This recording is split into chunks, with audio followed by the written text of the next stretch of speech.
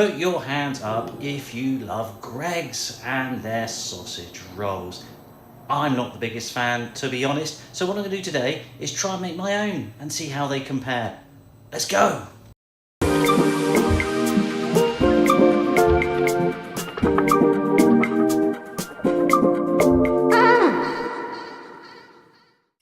The sausage roll is arguably the flagship product of Greggs, the UK high street bakery chain. I am far from convinced by Greg's sausage rolls. The pastry is never as flaky and as crunchy and as nice as it should be. The sausage meat perhaps leaves a bit to be desired. Don't get me wrong, it's okay. Maybe it's a little hangover cure or something like that, but it ain't going to win any Michelin star. So let's crack on with my own venture and the pastry. I'm pretty sure I heard Gordon Ramsay say you may as well just buy some ready-made pastry rather than faffing around making your own. But I'm sure you can if you so wish. But the quality's high enough with these supermarkets and Just Roll and all those. So yeah, take one sheet and then cut it in half. As for the filling, if you can find some sausage meat from your local farmer's market or butcher, that is going to be of considerably better standards than a lot of the supermarket stuff. This one is from Ethley Farm, which is one of my stalls in my local farmer's market, which we have once a month. Absolutely brilliant. They'd already seasoned it and spiced it and all that. But if you want to buy some plain and do it yourself, with whether it's herbs, spices, other funky little things, you can definitely make your own filling and play around with it and have some fun.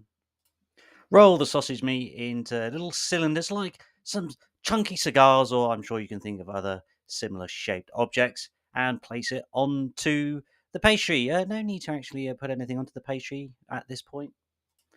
Once you have laid your sausage meat all the way across, you can roll it to make the sausage roll. Once you have rolled, make sure you go along the edge and squeeze together the two sides of the pastry. That creates a nice little seal for the meat so it cooks it nice and tender.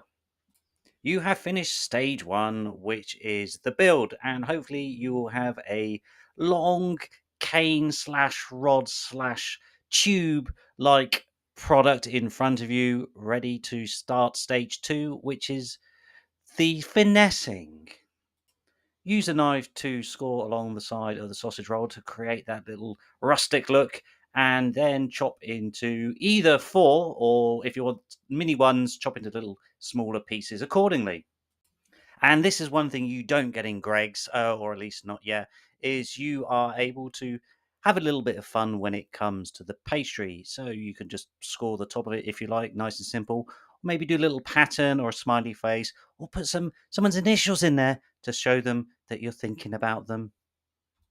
Next up is the all important glaze. So take a free range or organic chicken egg, crack it into a bowl, whisk it up, and then with a little dabber, you can then put the egg yolk over the pastry. That is going to really help crisp up and make the cooked pastry really golden and beautiful. Well, at least hopefully. We'll see how it turns out. As you are doing this, you should have turned your oven on to about 200 degrees Celsius or whatever that's in Fahrenheit and prepared two baking trays. And importantly, on those baking trays, you need to put some baking paper as well, some greaseproof paper. And you will then transfer your beautiful handcrafted sausage rolls into the oven, ready to cook. I did a mixed batch here of some of the larger sausage rolls and the mini sausage rolls to see if there was any difference in the cooking time, and there isn't. Put the sausage rolls into the oven and leave for half an hour. Check after 15 minutes to see how it's coming along, and then if you're at the half an hour mark and it might need a little bit longer to crisp up, then leave them in there for a few more minutes. And you can use a meat thermometer to make sure the sausage meat is thoroughly cooked. And at the end of the process, you should have these very unique, personalized looking sausage rolls. Very rustic, very original, very charming. Not the identikit stuff you get in certain chains. I loved it. It went down a storm with some colleagues as well. I'm going to definitely cook this again, but I'll let you decide whether they're better than Greg's.